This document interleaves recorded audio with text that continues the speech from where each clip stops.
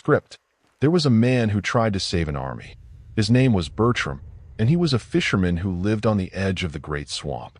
He was 43 years old, weathered by sun and wind, and he knew the swamp better than he knew his own village.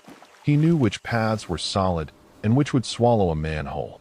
He knew where the water was shallow and where it dropped suddenly into bottomless muck. He knew that the swamp was not a place to cross. It was a place to avoid. And when he heard that the Empire's army, 40,000 strong, was planning to march straight through it, he knew he had to warn them. He walked to their camp, asked to speak to the commanders, told them what would happen if they tried to cross. "The swamp will kill you," he said. "The paths look solid, but they are not. Your soldiers are wearing armor, heavy armor. If they step into the wrong place, they will sink, and they will not be able to get out. There are better routes. Longer, yes, but safe. Please, do not cross the swamp." The generals looked at him. I looked at this peasant fisherman with his calloused hands and his simple clothes, and they laughed. "We have engineers," they said. "We have maps. We have crossed rivers and mountains and deserts. We are not going to be stopped by a little mud. Get out." Bertram left, and that afternoon, he watched from the tree line as 40,000 men marched into the swamp. And he knew, with absolute certainty, that most of them would never come out. This is the story of the Great Swamp Trap, of an empire's arrogance and catastrophic blunder, of 40,000 men who drowned in mud because their commanders refused to listen. And it begins with a simple truth. Nature does not care about your army's reputation. It does not care about your armor or your discipline or your training. It only cares about one thing: weight. And in a swamp, weight is death. Do you know what a swamp is? Not a marsh or a wetland that you can walk through if you are careful, but a true swamp. A place where the water and land are mixed so thoroughly that you cannot tell where one ends and the other begins. Where what looks like solid ground is actually a thin crust of vegetation floating on top of liquid mud. Where one step can take you from ankle-deep water to chest-deep muck in a second. The Great Swamp was 5 miles wide and stretched for 30 miles north to south. It sat between the Empire and the rebel territory they were trying to conquer. There were routes around it. Safe routes. They added 4 days to the journey. But they were solid ground. Roads that merchants and travelers had used for centuries. The Empire's generals looked at their maps. I looked at the 4-day detour and decided it was unacceptable. They were in a hurry. The rebel army was retreating. If the Empire could cross the swamp quickly, they could catch them before they reached their fortifications. End the war in one decisive battle. 4 days might be the difference between victory and a prolonged campaign. So they decided to cross the swamp. The maps showed a route, a raised causeway that locals supposedly used. The generals sent scouts ahead. The scouts reported that yes, there was a path. Narrow, but passable. The generals made their decision. The army would cross. Single file if necessary. It would take time, but less than 4 days. And they would emerge on the other side in position to crush the rebels. It was a calculated risk. And the generals believed the calculation favored them. They were wrong. The rebel commanders heard that the Empire was planning to cross the swamp. And they could not believe their luck. For months, they had been retreating, losing battles, losing territory. Their army was down to 15,000 fighters. Militia and volunteers, poorly equipped and barely trained. They could not win a pitched battle against the Empire's 40,000 professional soldiers. But they did not need to, because the Empire was about to march into a death trap, and all the rebels had to do was spring it. They sent scouts to watch the crossing. They positioned their forces on the solid ground on the far side of the swamp. And they waited. They did not need to attack. They just needed to wait for the swamp to do the work, and then finish off whoever made it through. The rebel general, a former Empire officer named Marcus who had defected 2 years earlier, stood on a hill overlooking the swamp and watched the Empire's army begin there. Crossing. And he felt no joy, just sorrow, because he knew what was about to happen. He had tried to warn them, had sent messages under the flag of truce, told them the swamp was impassable for an army, especially an army in heavy armor. But the Empire had dismissed his warnings as propaganda, as attempts to delay them, and now they were going to pay for that arrogance with their lives. The crossing began at dawn. The Empire's engineers had laid planks and logs along the path to reinforce it. The army moved in a long column, 10 men wide, 4,000 men deep. The vanguard entered the swamp first. Heavy infantry with full armor, shields and spears. They moved slowly, carefully. The path was muddy but seemed stable. After the first 1,000 men had crossed without incident, the generals relaxed. "See," one of them said to his staff. The peasant was wrong. The swamp is not dangerous, just inconvenient. By midday, 20,000 men were in the swamp, strung out along the 5-mile causeway, moving slowly but steadily. The path was holding. And then, in the middle of the crossing, where the swamp was deepest and widest, the path collapsed. Not gradually, all at once. The weight of 20,000 men in armor had compressed the vegetation beneath the causeway, had pushed it down into the liquid mud below. And suddenly, the path that had seemed solid was gone. Men who had been walking on firm ground found themselves waist-deep in mud. They tried to move forward, but their armor dragged them down. The mud was not like water. You could not swim in it. It was thick and heavy, and it pulled at you like hands. The more you struggled, the deeper you sank. And the men were wearing 60 pounds of armor. 60 pounds that turned them into anchors. Private Joran was in the middle of the column when the path collapsed. One moment he was walking, boots squelching in mud, but moving forward. The next moment the ground gave way, and he was sinking. He tried to lift his legs, but they would not move. The mud had them. He reached for his comrades, but they were sinking too. Everyone was sinking. He screamed for help. Officers shouted orders. "Drop your armor. Get out of it." But the armor was strapped and buckled and sealed. It took time to remove. Time the soldiers did not have. Joran fumbled with the straps on his breastplate. His fingers were shaking. The mud was on his chest now. He could feel it pulling him down. He got one strap loose, then another. But before he could remove the armor, the mud reached his shoulders, his neck. He tilted his head back, gasping for air.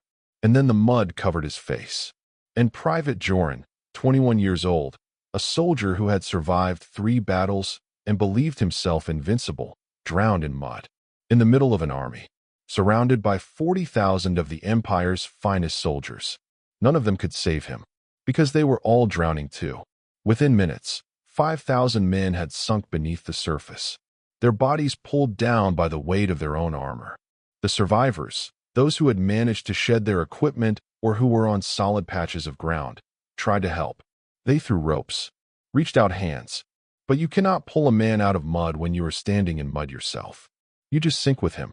The Empire's engineers tried to rebuild the causeway, laid more logs and planks.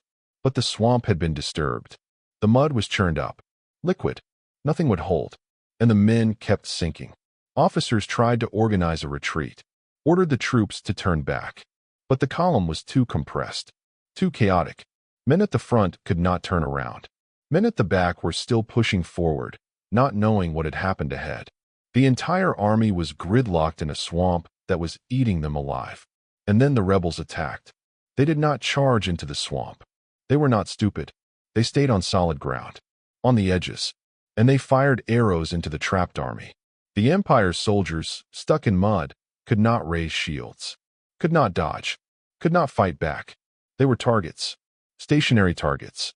The arrows fell like rain. Men screamed, died, fell into the mud and disappeared. Some Empire soldiers tried to charge the rebels, tried to fight their way to solid ground. But running in mud is impossible. Running in armor in mud is suicide. They moved in slow motion, exhausted themselves in seconds. And the rebels just walked backward, staying out of reach, firing arrows until the charging soldiers collapsed from exhaustion and drowned. It was not a battle. It was a slaughter, an execution. The Empire soldiers could not fight, could not flee, could only stand in the mud and die. And that is exactly what they did. The generals, safe at the rear of the column, tried to organize a rescue, sent cavalry forward to pull men out. But horses sink faster than men. The first cavalry unit to enter the swamp lost half its horses within minutes. The animals panicked, thrashed, pulled their riders into the mud with them. The generals realized there was nothing they could do. The army was trapped, and it was being destroyed. They ordered a full retreat. Every man for himself. Get out of the swamp however you can. The order spread through the column. and the discipline that had held the empire's army together for years evaporated. Men threw down their weapons, their shields, their armor, anything heavy. They clawed at each other, trying to climb over comrades to reach solid ground. They pushed and shoved and trampled. The strong abandoned the weak. The officers abandoned their men. It was chaos, primal, desperate chaos. And the rebels watched from the solid ground and kept firing arrows, kept killing, not because they were cruel, but because this was war. And the empire had marched an army into their territory to destroy them. Now the empire was paying the price. By late afternoon, the swamp was silent. 40,000 men had entered. Fewer than 10,000 came out. 30,000 were dead. Most had drowned in the mud, their bodies pulled down by their armor, entombed in the swamp where they would remain for centuries. The others had been killed by rebel arrows or by their own comrades in the panic. The survivors stumbled back to the empire's territory, broken, traumatized. Many were injured. All were exhausted. And they brought news that the emperor did not want to hear. The army was gone, destroyed in a single afternoon, not in a heroic battle, in a swamp. Because the generals had been too arrogant to listen to a fisherman, the emperor was furious. He executed the surviving generals for incompetence. But executing them did not bring back the army, did not change what had happened. The empire's military power had been shattered, and the rebels, emboldened by the victory, went on the offensive. Within a year, they had won their independence, and the empire, weakened and humiliated, could not stop them. Bertram, the fisherman who had tried to warn them, stood at the edge of the swamp the day after the battle. The water was red, stained with blood. Bodies floated on the surface, thousands of them. And the smell was indescribable. Death and mud and decay. He had known this would happen. I had tried to prevent it, but they had not listened.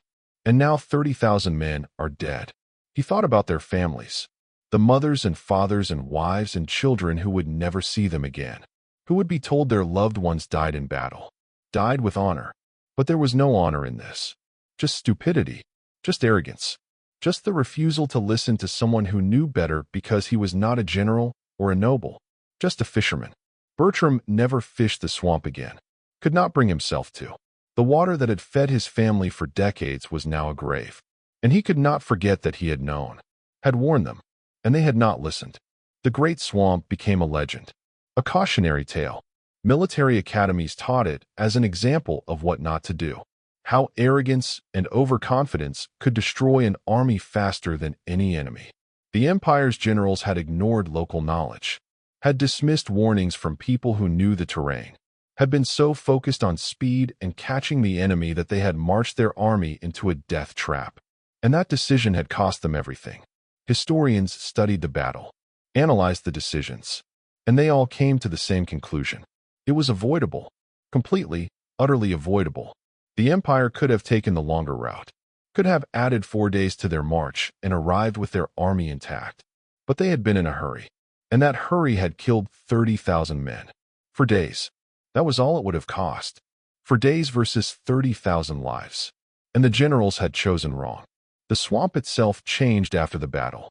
The locals said it was cursed, that you could hear screaming at night, that the ghosts of the drowned soldiers still wandered the paths, trying to find their way out.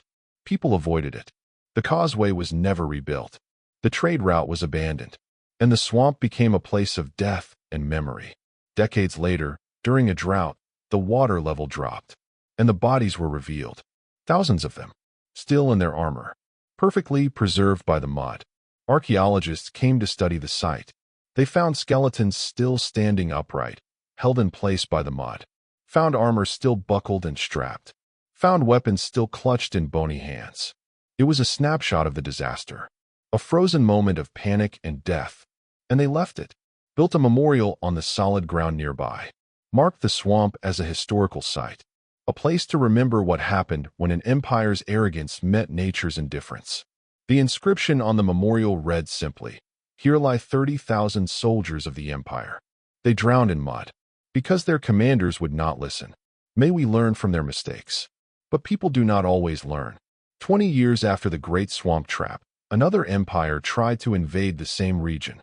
They too looked at the swamp, too at the longer route. And they too decided that speed was more important than safety. They too ignored warnings from locals.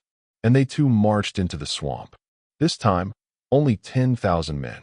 And this time, the rebel descendants were waiting. 5,000 died. The empire retreated. And finally, the lesson was learned. Do not cross the Great Swamp. Ever. For any reason. The trade route around it became permanent, well-maintained, and heavily used. And the swamp itself became a boundary, a natural barrier that no one challenged. Because everyone knew what lay beneath its surface. 35,000 bodies. From two empires. All killed by the same mistake. All killed by commanders who thought they knew better than the land itself. Private Joran's family never learned exactly how he died. They were told he had fallen in battle, fighting bravely for the empire. His mother kept his last letter. Read it until the paper falls apart. In it, he had written about the coming battle, about how the empire was going to crush the rebels, about how he would be home soon, about how this war was almost over. She never knew that he had not died fighting, that he had drowned in mud, that his last moments had been spent struggling against his own armor, against the weight that was supposed to protect him, but instead dragged him to his death. Maybe it was better that she did not know. Maybe the lie of a heroic death was kinder than the truth of a stupid one. But the truth mattered, because 30,000 families were told the same lie. And those lies allowed future generals to make the same mistakes, allowed them to believe that disasters were just bad luck rather than bad decisions. And that meant more soldiers would die in preventable ways. Because the truth was not told. Because pride was more important than honesty. This is the story of the Great Swamp Trap. Of 40,000 men who marched into a swamp and 30,000 who never came out. Of generals who ignored warnings and fishermen who knew better. Of armor that became a death sentence and mud that showed no mercy. Of an empire's arrogance and a disaster that could have been avoided with 4 extra days of marching. It is a story about listening, about humility, about understanding that expertise comes in many forms. That a fisherman who has lived by a swamp for 40 years knows more about that swamp than a general who has studied maps for 40 days. That local knowledge matters. That nature does not care about your rank or your training or your empire's reputation. It only cares about physics, about weight and density, and the simple fact that heavy things sink in mud. The empire learned that lesson the hard way. 30,000 men died to teach it. And the swamp, silent and patient and indifferent, remains. Still dangerous, still deadly, still waiting for the next fool who thinks they know better. Who thinks that speed is more important than safety? Who thinks that confidence can overcome caution? The swamp will be there, patient, eternal, ready to teach the lesson again, to anyone arrogant enough to ignore it.